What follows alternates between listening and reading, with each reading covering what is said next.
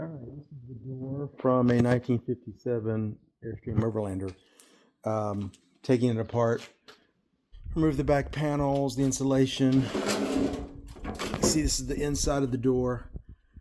Get everything removed except the lock. And this has that really cool lever handle on it. Let me back out a little.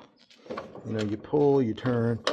It's critical to us that we kept that. There was an old deadbolt here, and there's a key lock there. We still have the key for that, remarkably, and it still works. This still works. This didn't. I mean, it worked. We have the components, but it was missing the outside key. Anyway, I have most of the parts there. I'm going to hang on to it, but this will be upgraded to a new modern door lock. Deadbolt. Sorry, deadbolt. So this was the way the old lock comes out. There were two rivets, although one had been replaced with a screw because the rivet popped out. So, you know, it's just like most things with an Airstream. There are rivets everywhere. And then this whole piece here is the lock.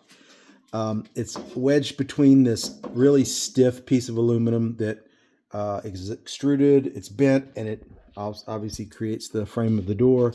I do not want to mess with that. There's no way I could replicate it. So this inner piece is also buck riveted. I didn't want to remove it either. I did take these little aluminum strips off. There was one here. That's right there, actually. No big deal there because it just popped rivets on. But these two I want to make sure not to damage.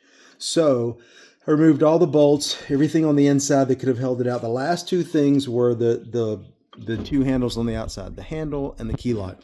They're held in place with these two little bars here. And they had cotter bolts, essentially, except since they're 70 years old, they weren't really cotter bolts. They were just bent pieces of metal. But that's what was holding these in. So now, I'm going to remove those in real time and let you see what happens. So this is the door handle. And I mean, if you know anything about old Airstreams, this is a really almost impossible part to find, and it's also very expensive. Looking at this is the square part that went through the door, very similar to a modern door. It turns the mechanism inside, and of course that hole is where the cotter pin, for lack of a better word, went through. So that's going to stay, and we'll reuse it. I'll clean everything up, of course, and boy, I'd love to be able to replace that spring. I don't know, that may be asking too much. An old washer, I don't throw anything away because you just never know.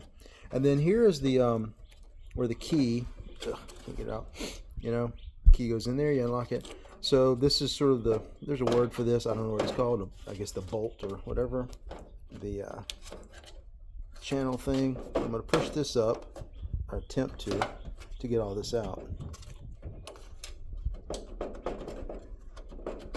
Okay, so that's the entire assembly. That's what it looks like. It's with, there's 70 years of butyl tape and who knows what. Here's the inside of that. It's interesting, you probably can't tell, but this isn't broken. It actually has a little pivot point right inside the inner part of this lock. I guess because it's an Airstream and a camper and it's going to be moved. I don't know. It's interesting though. It's designed to move. All right, so all of this will be cleaned up, reused, and then I'm going to take, I bet I can't film this at the same time.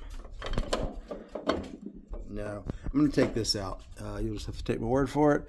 I'm going to slightly bend this downward, pull this out, and then clean and refurbish everything that I can, and then reuse it. And I may have another video in a few minutes.